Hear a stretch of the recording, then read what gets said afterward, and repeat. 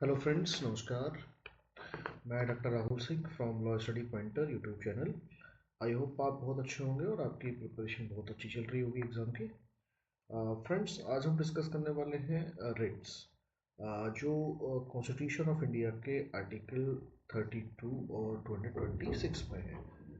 तो आज की इस वीडियो में हम डिस्कस करेंगे कि रिट्स क्या होती हैं और रिट्स जो हैं कितने प्रकार की होती हैं और उनके कौन क्या प्रोविजंस हैं। ठीक है, क्या कंडीशंस हैं, किन कंडीशंस में हम जो है रिट्स को हम अप्लाई कर सकते हैं। ठीक है, तो इसके साथ ही हम जो है इनके जो भी लीडिंग केसेस हैं वो भी हम डिस्कस करेंगे और साथ साथ इसके हम जो है इनकी जो एक्सेप्शंस हैं वो भी हम डिस्कस करेंगे।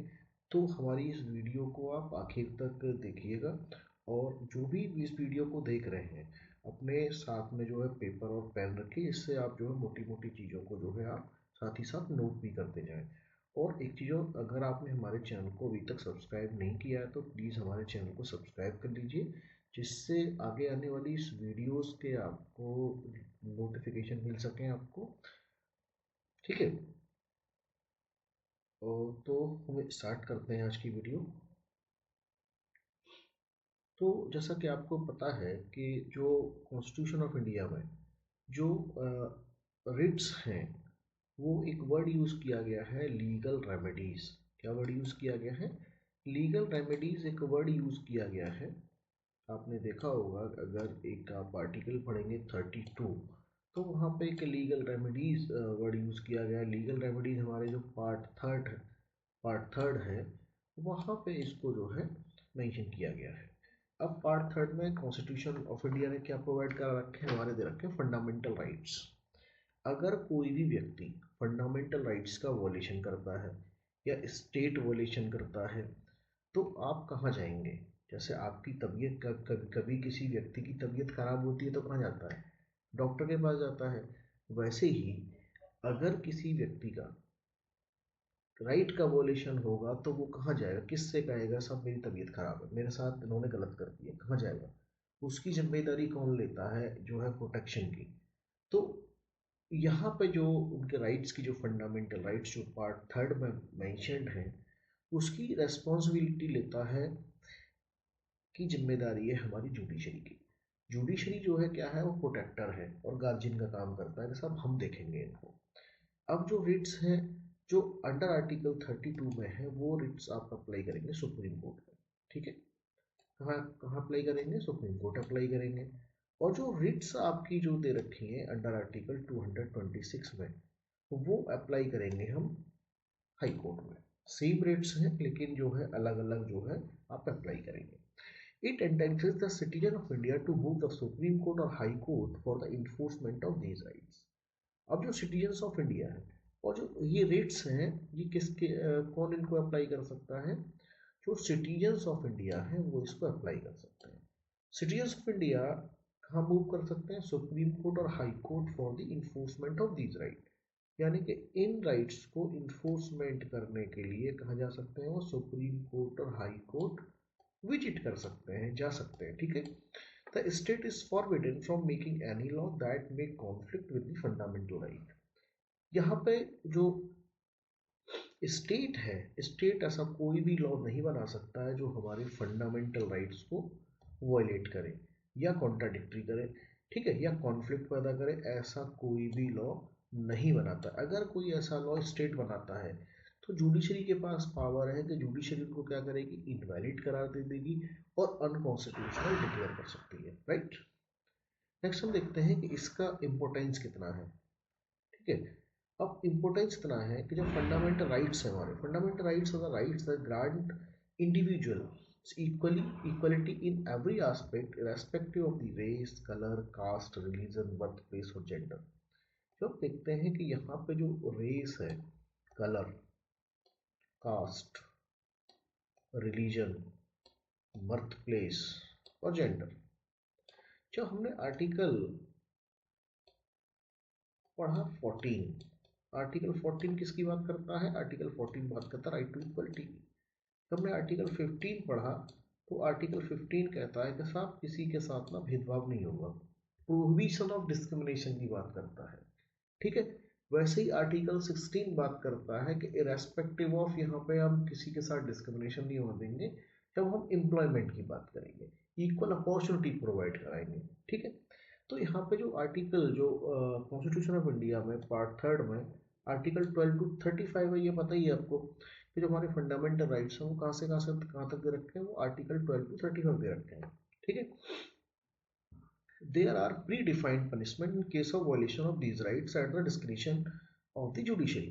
अगर कोई इन राइट्स को क्या करता है, वॉयलेट करता है, क्या करता है, वॉयलेट करता है, तो इसके लिए हमने प्री डिफाइंड कुछ पनिशमेंट भी दे रखे हैं अलग अलग स्टैट्यूटरी प्रोविजंस में हमने जो है, राइट। अब हम कोशिश करते हैं कि what is the writ, writ क्या है, ठीक है। हम रिट की बात कर रहे हैं तो हमें ये पता होना चाहिए कि what is the writ. Writ जो है, रिट क्या है, writs are written order, writs are written order, क्या है, written order issued by the Supreme Court of India and High Courts to provide constitutional remedies to protect the fundamental rights of citizens from violation.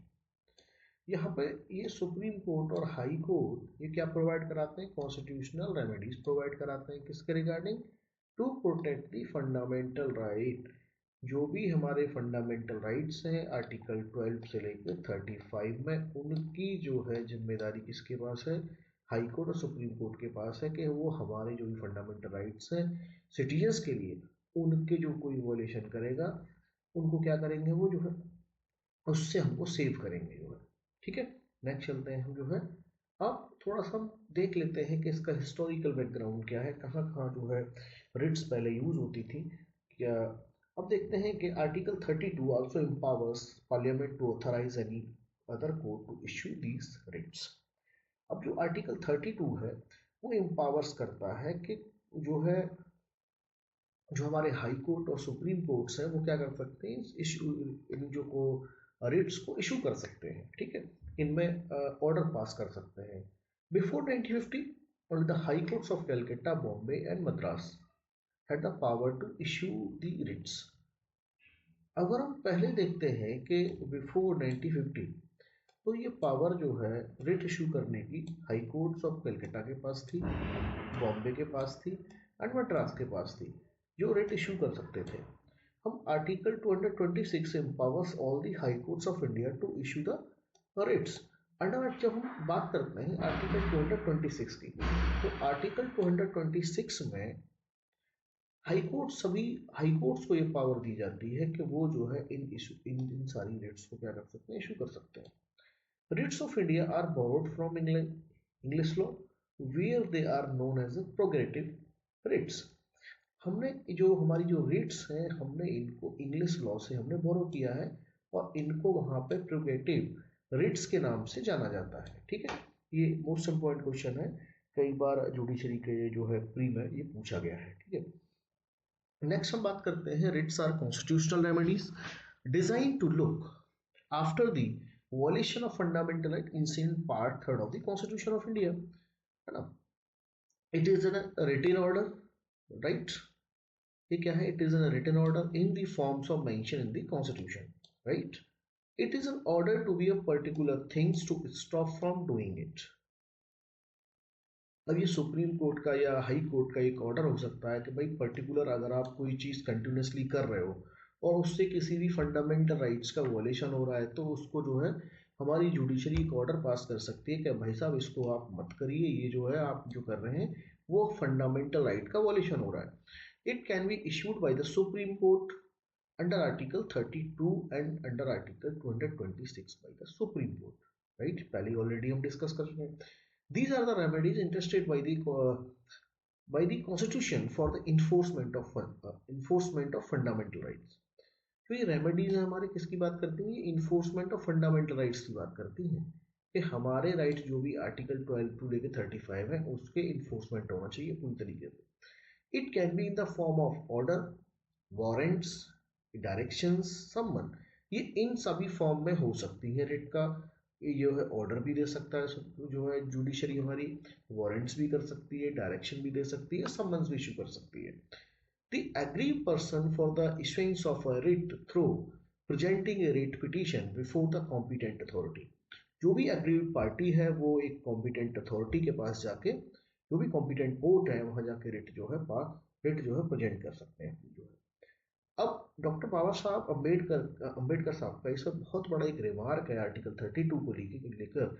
उन्होंने article 32 को as the heart and soul of the constitution कहा, as the heart and soul of the constitution कहा, कि specially article 32 को कहा। और ये question इतना इंपॉर्टेंट है, कई बार जो है जुडिशरी के एग्जाम में जो है प्रीवियस क्वेश्चन आप जो पेपर देखेंगे तो उसमें जो है ये क्वेश्चन जो है कई बार पूछा गया है। डायरेक्टली क्वेश्चन पूछा जाता है कि हार्ट एंड सोल जो है किस आर्टिकल को कहा जाता है, या हार्ट एंड सोल जो है किसका स्टेटमेंट है।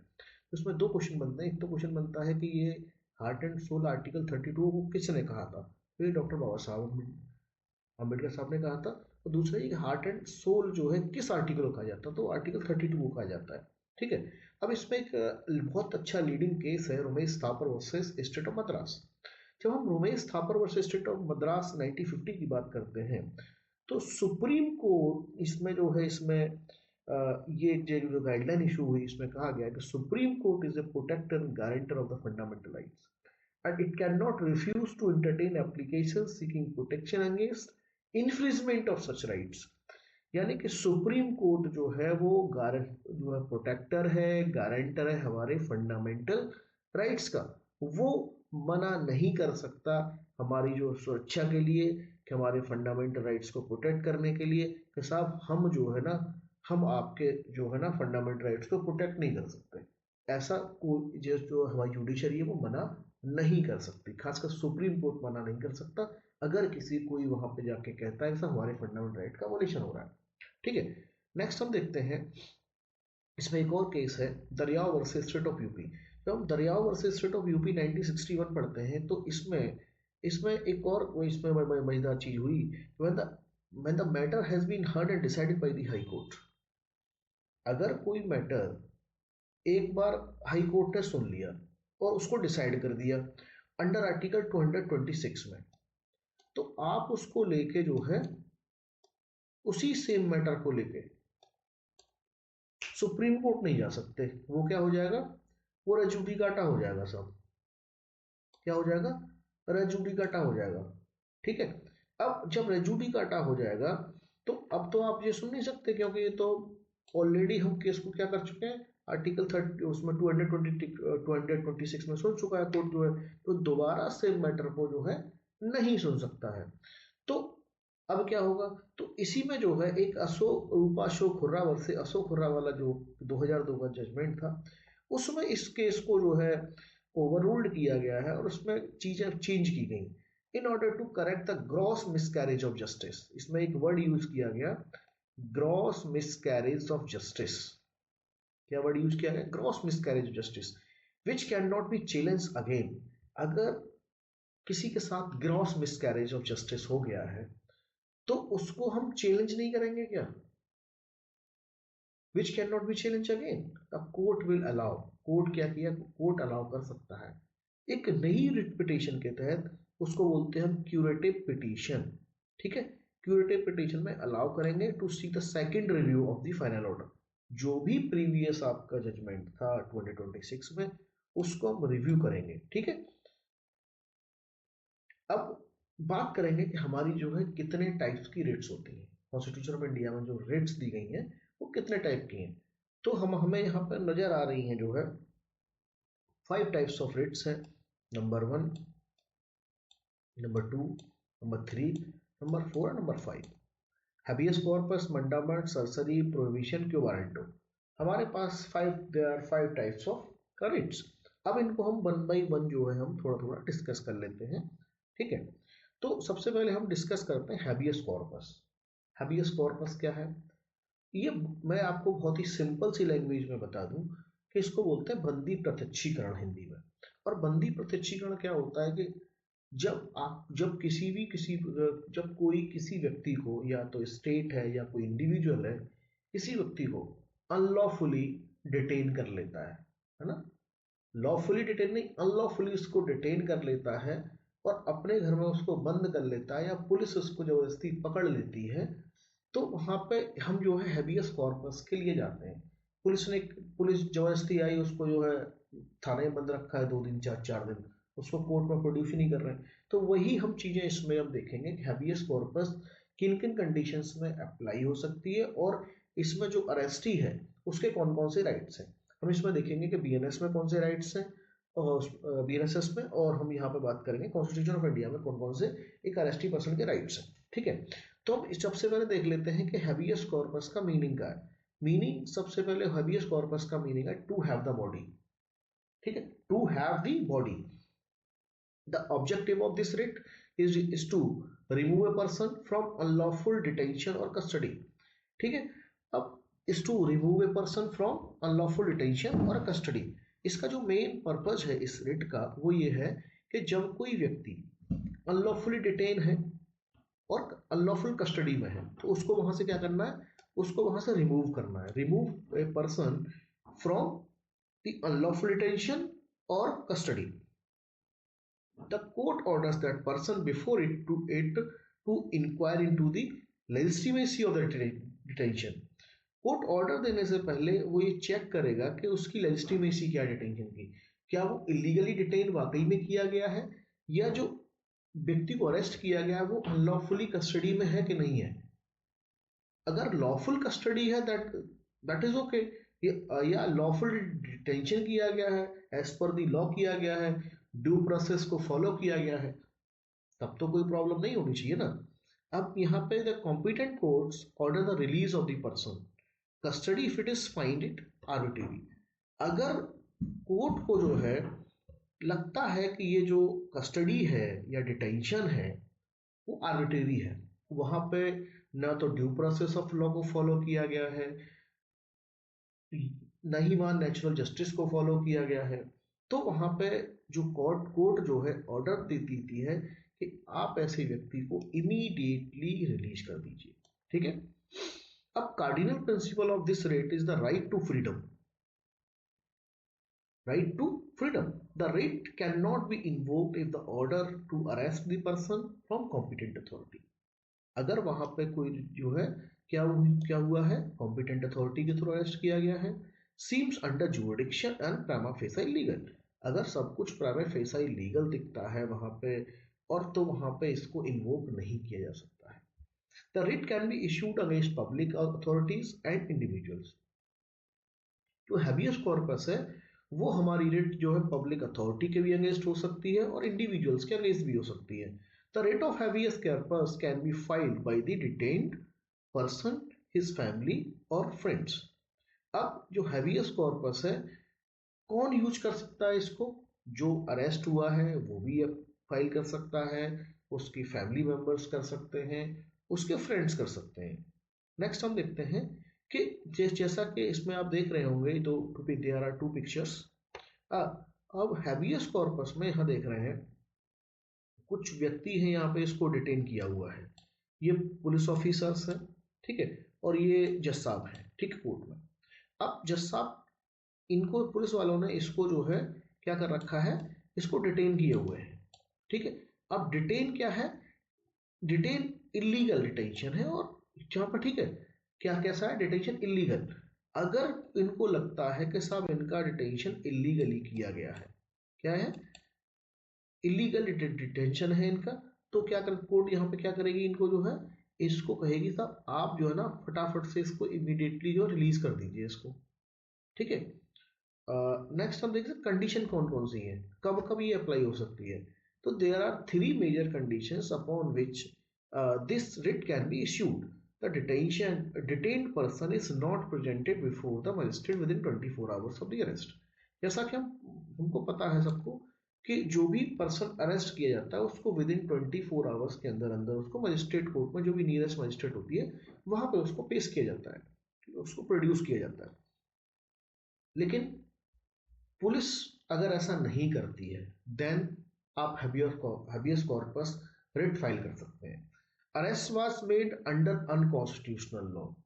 अगर जो अरेस्ट है अगर वो अनकॉन्स्टिट्यूशनल अनकॉन्स्टिट्यूशनल तरीका से की गई है तब भी आप अप्लाई कर सकते हैं। अगर उस व्यक्ति को जो अरेस्ट किया गया है उसने कोई भी लॉ का वायलेशन नहीं किया है तब भी आप इसमें जा सकते हैं। ठीक है, अब देखते हैं कि जो कॉन्स्टिट्यूशन ऑफ इंडिया में इसके राइट्स कहाँ हैं। तो कॉन्स्टिट्यूशन ऑफ इंडिया में हम जब राइट्स इसके देखते हैं तो हमें जो राइट्स इसके कहाँ हैं, तो एक तो आर्टिकल 22 हम जब देखते हैं तो आर्टिकल 22 में इसके हमें राइट्स देखने को मिलते हैं। पहले सबसे पहला ग्राउंड है आर्टिकल 22 क्लॉज 1 में कि जो भी व्यक्ति अरेस्ट हुआ है उसको ये बताया जाए कि आपको किस ग्राउंड पे अरेस्ट किया गया, और ये जिम्मेदारी है पुलिस वालों की। जो अरेस्ट करने आया उसको एज सुन एज उसको इन्फॉर्म किया जाएगा तो भाई साहब हम आपको ना इस ग्राउंड पे आपको अरेस्ट करके ले जा रहे हैं।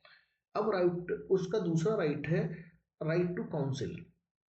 वो जो है जिसको आप पुलिस अरेस्ट कर रही है उस व्यक्ति का ये राइट है कि वो जो है अपनी चॉइस से अपना लीगल प्रैक्टिशनर चूज कर सकता है।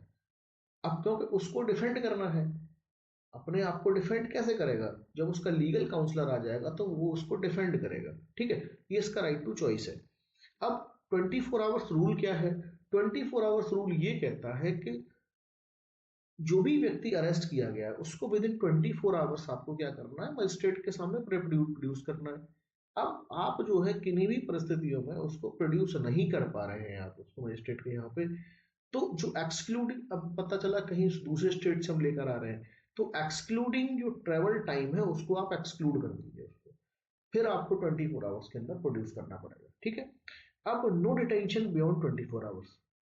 कोई भी व्यक्ति जो है 24 आवर्स से ज्यादा कोई भी पुलिस न उसको अरेस्ट नहीं कर सकती। Beyond 24 hours, with in 24 hours आपको जो है उसको प्रोड्यूस करना पड़ेगा। ऐसे ही कुछ प्रोविजंस जो है, सेम प्रोविजंस जो है बीएनएसएस में दिए गए हैं। बीएनएसएस क्या है? हमारा जो क्रिमिनल प्रोसीजर कोड था उसी को हम बीएनएसएस कहते हैं, जो 2023 में उसको रिप्लेस किया गया है सीआरपीसी को। अब यहाँ पर सेक्शन 47 में police must communicate the ground detail of the offence.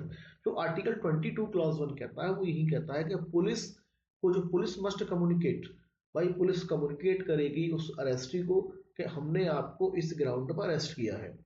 Right to inform relative friends, और ये आर्टिकल जो सेक्शन 36 में ये ड्यूटी है कि पुलिस वालों की वो इन्फॉर्म करे कि भाई साहब इन्फॉर्म कर दो हमारे घर वालों को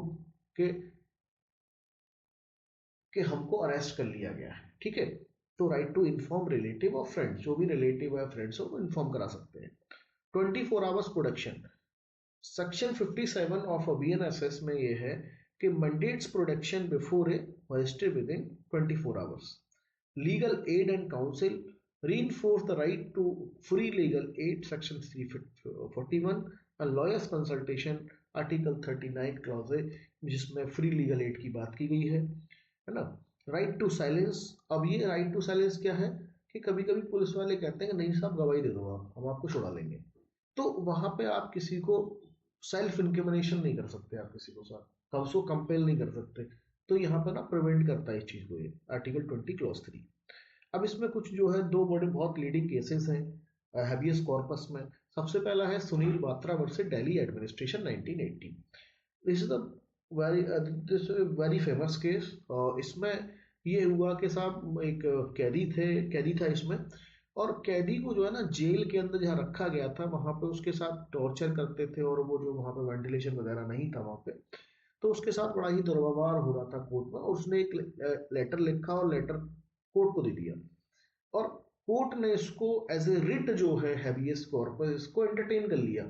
अब इसमें कोर्ट ने जो डिसीजन दिया, कोर्ट ने कहा कि the writ is not only available against wrongful detention, against केवल रॉन्गफुल डिटेंशन के अगेंस्ट नहीं है, but also for the protection against indecent behaviour. आपको ना इंडिसेंट बिहेवियर भी रखना है, ऐसा नहीं किसी को आप गाली दोगे, आप उसके साथ जो है बदतमीजी करोगे उसके साथ, इंडिसेंट बिहेवियर रखना है during the period of detention. जब भी आप डिटेंशन कर रहे हो उसके साथ आपको इंडिसेंट बिहेवियर रखना है। दूसरा इसमें केस है एडीएम जबलपुर वर्सेस शिवकांत शुक्ला। ये भी बहुत लैंडमार्क जजमेंट है अपने आप में, और जैसा कि 1976 आते ही हमारे जहन में एक चीज आती है कि यार इस टाइम ना इमरजेंसी इमरजेंसी वाला पीरियड था और ये केस जो है ना इमरजेंसी से रिलेटेड ही होगा। जी बिल्कुल सही, ये एडीएम जबलपुर में शिवकांत शुक्ला वाला केस है, ये बिल्कुल तो आप सही पहचाने इस केस को। ये केस जो है ना बिल्कुल जो है इमरजेंसी से ही रिलेटेड है। अब इमरजेंसी और ये केस जो है बहुत ही कंट्रोवर्शियल इसका डिसीजन रहा, क्योंकि 1975 से लेकर 1977 तक जो है हमारे देश में नेशनल इमरजेंसी रही। इसको हम जो है डार्क चैप्टर बोलते हैं अपनी इंडियन लीगल हिस्ट्री का। और हमारे जो भी हमारी सिविल लिबर्टीज थी उस टाइम पे सबका वॉयलेशन किया गया। तो इस केस को हम हैबियस कॉर्पस के नाम से भी जानते हैं। बेसिकली ये कई बार जो है जुडिशरी के एग्जाम में और अदर पीसीएस के एग्जाम में और भी जो कॉम्पिटेटिव एग्जाम्स है वहां पे भी इसको पूछा गया है कई बार कि हैबियस कॉर्पस केस किसको कहते हैं, तो वो एडीएम जबलपुर में शिवकांत शुक्ला केस है, जिसको हम हैबियस कॉर्पस के नाम से जानते हैं। अब इसमें जो सुप्रीम कोर्ट का 4/1 से मेजोरिटी से जजमेंट आया, उसमें रूल था during the emergency right to approach the court for enforcing personal liberty was suspended. आप जो है फंडामेंटल राइट से को इन्फोर्स के लिए आप जो है कोर्ट नहीं जा सकते। Right to approach the court for enforcing personal liberty was suspended. आपके सारे राइट्स यहाँ पे कैसे हैं, सस्पेंडेड हैं। आप पर्सनल लिबर्टी को इन्फोर्स कराने के लिए आप जो है कोर्ट नहीं जा सकते। Majority held that suspension of article 21, खासकर आर्टिकल 21 हमें right to life and personal liberty provide कराती है, that that no right to life और personal liberty enforceable in court, ये यहाँ पे इन्फोर्सेबल नहीं है। लेकिन जस्टिस एच.आर. खन्ना जो थे उन्होंने डिसेंडेड आर्ग्यूमेंट दिया, उन्होंने कहा right to life and personal liberty is a natural right that exist independently of the constitution and can not be suspended. Justice जो एच.आर. खन्ना साहब थे उनका इसमें एक डिसेंडेंट ओपिनियन था, उन्होंने कहा कि सब पर्सनल लिबर्टी ना आर्टिकल 21 जो है नेचुरल राइट है, वो इंडिपेंडेंट है कॉन्स्टिट्यूशन में और उसको सस्पेंड नहीं हो सकता कभी। ठीक है, लेकिन कोई बात नहीं, जजमेंट आते हैं आएंगे, लेकिन दौर चेंज हुआ। 1978 में एक 44th अमेंडमेंट हुआ और 44th अमेंडमेंट जो है बहुत फेमस जजमेंट है, आपको पता ही होगा। जब आर्टिकल जो 44th अमेंडमेंट की बात होती है तो हमें 1978 याद आता है कि जो आफ्टर इमरजेंसी जो है बहुत बड़ा अमेंडमेंट है। और इसको जो है जो एडीएम जबलपुर केस था उसको जो है उसकी जो उन्होंने जजमेंट दिया था उसको खत्म, उसका इम्पैक्ट खत्म करने के लिए जो 44th अमेंडमेंट किया गया। और इसमें कहा गया कि जो सब जो है ना आर्टिकल 20 और 21 सस्पेंड नहीं हो सकते साहब, अब नहीं सस्पेंड होंगे ड्यूरिंग द नेशनल इमरजेंसी। 1978 में 44वें से संवैधानिक संशोधन अधिनियम ने यह सुनिश्चित करके एडीएम जबलपुर के प्रभाव को कम कर दिया था कि आपातकाल के दौरान भी अनुच्छेद 20 और 21 के तहत अधिकार निलंबित नहीं किए जा सकते। नेक्स्ट हम देखते हैं the infamous majority decision of the ADM Jabalpur case was primarily struck down overruled in the historic judgement. इसके बाद अभी वेरी रिसेंटली इन 2017 में एक जजमेंट था case K S Puttaswamy versus union of India. 24 अगस्त 2017 को ये जजमेंट आया, 9 जजेस कॉन्स्टिट्यूशन बेंच थी इसमें। और ये आर्टिकल 21 से ही रिलेटेड था, राइट टू प्राइवेसी से रिलेटेड, इसको आधार केस के नाम से भी जाना जाता है इसको। और तो फिर इसमें कोर्ट ने हेल्ड किया कि right to life and personal liberty are inalienable right. कैसा है, inalienable rights under natural law which can not be suspended even during an emergency. Court ने भी जो है 2017 में ये मान लिया कि जो है ना right to life and personal liberty inalienable right है, नेचुरल लॉ है, अंडर नेचुरल लॉ इसको हम सस्पेंड नहीं कर सकते इवन ड्यूरिंग नेशनल इमरजेंसी। चलो देर सही, माना तो सही कम से कम। अब नेक्स्ट हमारी रेट है मेंडामस। मेंडामस में मेंडामस क्या है, is a court order that commands a public officer और authority to perform a duty they are legally bound to do it. Mandamus में क्या होता है कि जो हमारी कोर्ट होती है वो एक ऑर्डर देती है, जो पब्लिक ऑफिसर्स हैं जो एम्प्लॉय होते हैं, कि साहब आप अपनी ड्यूटी सही से कर लीजिए, आप अपनी ड्यूटी सही से नहीं कर रहे हैं, you are not performing a duty. तो आपको यहाँ पे अपनी ड्यूटी परफॉर्म सही से नहीं कर रहे हैं, आप अपनी ड्यूटी परफॉर्म करिए। और आप ना कोई एहसान नहीं कर रहे हो, आप जो है ना बाउंड ऐसे करने के लिए, ठीक है। तो यहाँ पे it ensures no one in government sink their responsibility without reason. कोई भी विदाउट एनी रीजन के अपनी रेस्पॉन्सिबिलिटी से भाग नहीं सकता है। तो मंडामस का जो लिटरल मीनिंग है, मंडामस का जो लिटरल मीनिंग है वो है we command. The court issue is the form of direction to public authority to perform a particular task. तो जो कोर्ट जो है ये डायरेक्शन देती है जो पब्लिक अथॉरिटी है कि भाई साहब जो भी आपकी ड्यूटी है आप उसको ना कंप्लीट करिए अपनी, आप अपनी रेस्पॉन्सिबिलिटी से भाग नहीं सकते। It must be filed in a good faith by a person having the legal right. अब इसको कोई व्यक्ति गुड फेथ में जो है क्या कर सकता है, फाइल कर सकता है, जो उसका जो भी लीगल राइट है, person having the legal right. It can be issued against the government, क्योंकि गवर्नमेंट की भी रिस्पॉन्सिबिलिटी है, जो पब्लिक ऑफिसर्स हैं उनकी भी ड्यूटी है, इंफीरियर कोर्ट, ट्रिब्यूनल्स और जो है पब्लिक कॉरपोरेशंस, ये इश्यू इनके अगेंस्ट में हो सकती है। It is issued against the public authority denying the performing a duty और has fail to do so. अगर या तो वो अपनी ड्यूटी से परफॉर्म करने से मना करते हैं या अपनी ड्यूटी से मना कर रहे हैं या फेल हो गए करने में। It can not be issued against private individuals, ये प्राइवेट इंडिविजुअल्स के अगेंस्ट में नहीं हो सकती है मेंडामस इश्यू, मेंडामस रिट। प्रेसिडेंट के लिए अगेंस्ट नहीं आ सकती, गवर्नर के अगेंस्ट नहीं हो सकती और चीफ जस्टिस ऑफ इंडिया के अगेंस्ट में मेंडामस रिट फाइल नहीं हो सकती है। अब इसके कुछ एक्सेप्शंस हैं। नॉन स्टैट्यूटरी डिपार्टमेंटल फंक्शन के अगेंस्ट में बिल्कुल नहीं होगी। It can not be invoke in the matter where the duty is discretionary. ये रिट वहां पे भी अप्लाई नहीं हो सकती जहां पे ड्यूटी जो है डिस्क्रिशनरी पावर में आती है। Against right of private nature, जो वहां कहीं भी जो किसी व्यक्ति का राइट ऑफ प्राइवेट नेचर है वहां पे भी रिट अप्लाई नहीं हो सकती। It the direction will be the contravention with the law. अगर कहीं कोई कंट्रावेंशन कर रहा है लॉ के साथ तो ये रिट वहां पे भी अप्लाई नहीं हो सकती।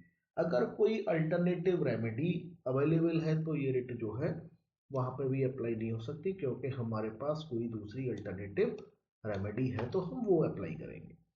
नेक्स्ट इसमें हम कुछ केसेस देख लेते हैं। केसेस में दो केसेस हैं, union of India versus S B वोरेक्जी 2004 का केस है। इसमें supreme court upheld the exception denying the presenting of writ of mandamus on the exempted ground। उन पे कहा कि साहब जो है ना सुप्रीम कोर्ट ने अपहेल्ड किया कि जो exceptions denying the presenting of a writ of mandamus on the exempted ground। अब इसको एक दूसरा केस था Suganmal versus state of Madhya Pradesh 1965।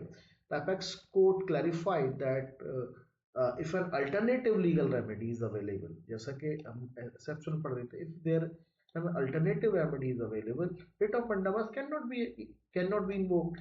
जब आपके पास already alternative legal remedy available है वहाँ मंडामस के लिए आप नहीं जाएंगे, ठीक है। तो ये दो केसेस थे। नेक्स्ट रिट है आपकी प्रोहिबिशन रिट।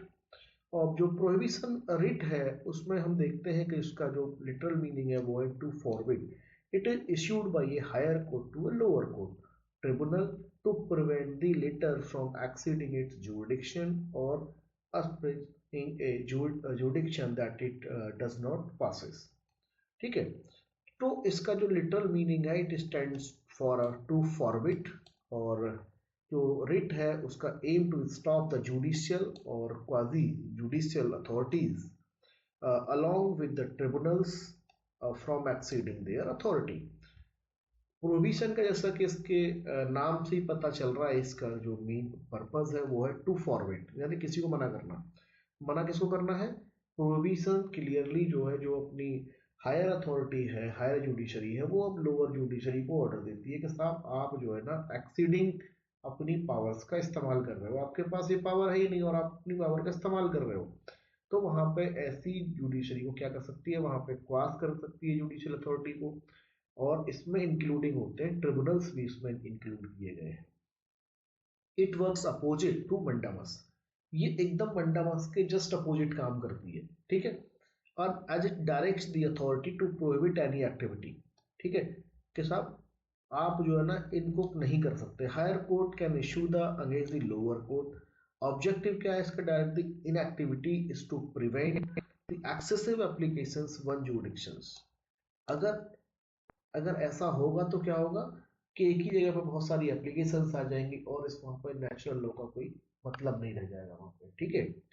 और it can not B invoked against legislative bodies, administrative bodies and private individuals के अगेंस्ट में ये रिट नहीं अप्लाई होती है। इसकी कुछ कंडीशंस देख लेते हैं फटाफट से। तो कंडीशंस है applications of power beyond jurisdiction, ठीक है। जो प्रोविजन में क्या है, जो पावर दी गई है उसके आप बियॉन्ड जाके कोई कोर्ट काम करती है, तो वहां पे इसकी कंडीशन है, तो वहां पे हम प्रोविजन के लिए जाएंगे। इन्फ्रिजमेंट ऑफ नेचुरल जस्टिस, सबसे पहले क्या था इस पे, बियॉन्ड जुरिडिक्शन गए। दूसरा है नेचुरल जस्टिस, इनवैलिड लॉ, और conducting in contravention of basic legal rights, अगर वहां पे कंट्रावेंशन हो रहा है लीगल राइट्स का। और perform error based on record, हमें क्लियरली दिखाई दे रहा है कि ये जो एरर है बेस्ड ऑन रिकॉर्ड है, तो वहां पे आप क्या कर सकते हैं, वहां पे प्रोहिबिशन के लिए आप जो है जा सकते हैं, ठीक है। नेक्स्ट इसमें दो तीन केसेस देख लेते हैं। दो केसेस हैं, Hari Vishnu versus Syed Ahmad Ishaq 1955. In this case, the court held that this writ can be issued only when the decision has not been given by the court. ये रिट तभी अप्लाई हो सकती है प्रोविजन तब तक कोर्ट का डिसीजन नहीं आ जाए, यानी कि कोर्ट प्रोसीडिंग चल रही है, जजमेंट पेंडिंग में, अगर एक बार डिसीजन आ गया तब वहां पर ये रिट अप्लाई नहीं होगी। Writ can not be issued after the execution of the order was confirm in the case of prudential capital market limited versus state of Andhra Pradesh and other, ये 2000 का जजमेंट है।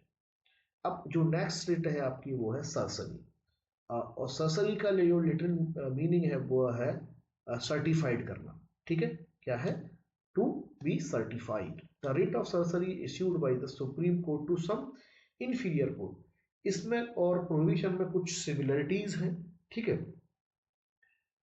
Some inferior courts to tribunal to transfer the matter to it, or some other superior authority for proper consideration. तो सरसरी है, Latin इसका जो meaning है वो है to be certified. The writ directs to a lower court, किसको, lower court को कर सकती है, ट्रिब्यूनल को ऑर्डर कर to send its record to a higher court for review, usually the to correct error और इरेगुलरिटीज, ठीक है। अगर कोई वहां पे आप कोई एरर है, इरेगुलरिटीज हो रही है, तो उसके लिए वहां पे जो है ऑर्डर दे सकती है हायर कोर्ट लोअर कोर्ट को। It stands for to certify, ठीक है। The writ can be issued when the court finds the decision lower court erroneous और बियॉन्ड इट्स अथॉरिटी। प्रोहिबिशन में क्या था कि प्रोहिबिशन में और इसमें एक छोटा सा स्लाइड डिफरेंस बता दूं मैं आपको, वो ये है कि वहां प्रोसीडिंग क्या है, वहां प्रोसीडिंग चल रही है, ठीक है, वहां प्रोसीडिंग चल रही है, यानी कि जजमेंट आ जाएगा तो वो रिट अप्लाई नहीं होगी। बट यहाँ पे अगर कोई गलती हो गई है, अगर कोर्ट को लगता है कि इस डिसीजन में, लोअर कोर्ट डिसीजन में एरोनियस है और बियॉन्ड इट्स अथॉरिटी जाके काम किया है, तो सरसरी सरसरी में हम अप्लाई करेंगे, ठीक है। और it is use as a curative writ petition under article 442।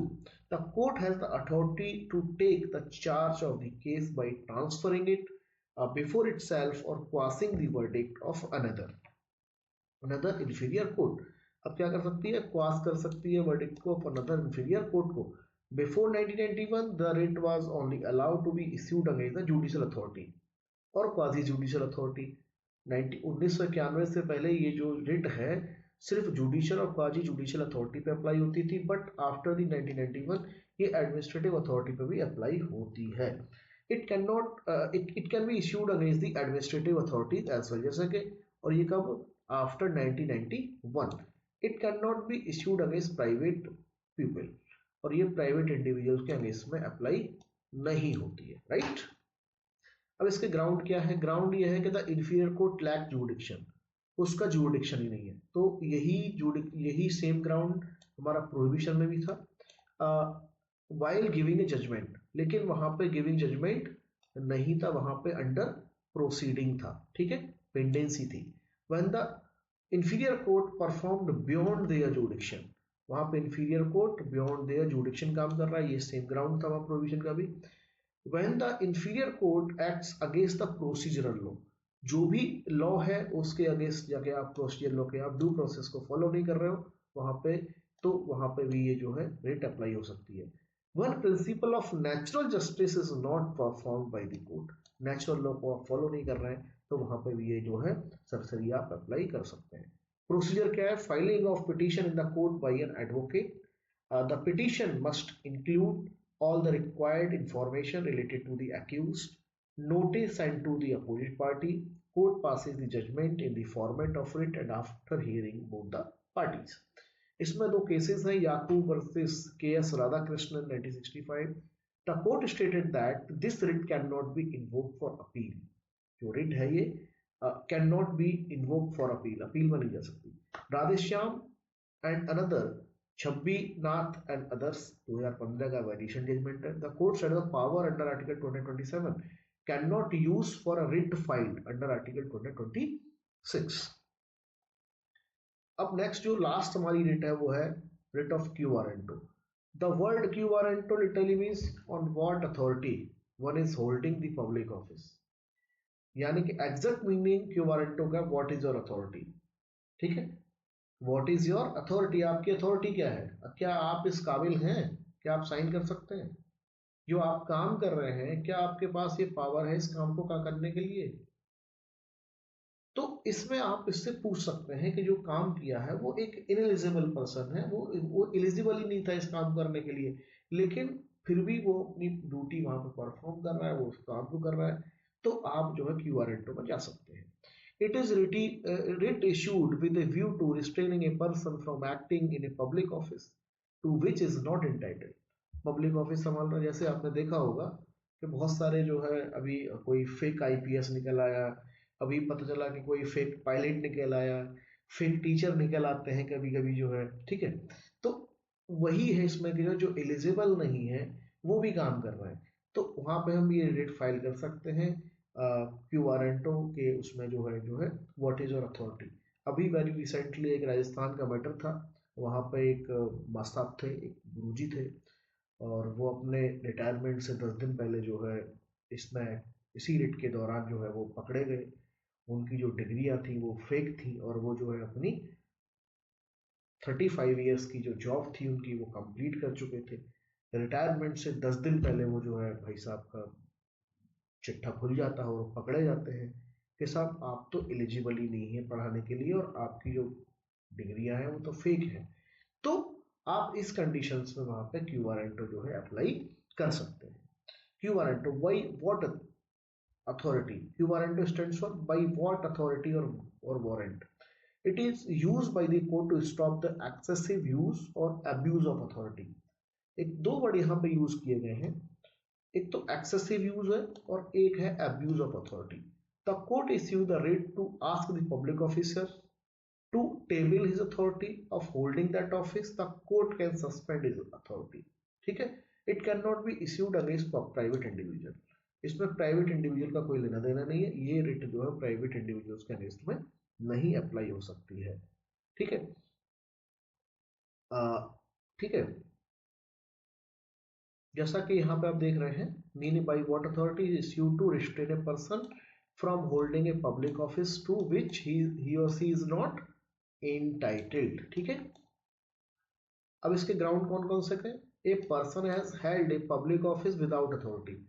पता चला कि अभी आपने देखा होगा अभी 1-2 साल पहले जो है एक बिहार का एक लड़का था, बट 21-22 साल का लड़का था जो फेक आईपीएस बन के जो है, आईपीएस था आईएएस था, वो एक फेक घूम रहा था, उसको पुलिस ने अरेस्ट किया, उसको जो है उसने कहा कि साहब मुझसे किसी ने पैसे ले लिए और मुझसे कहा कि तुम ना आईएएस बन गए हो, और वो खूब सोशल मीडिया पे खूब वायरल हुआ।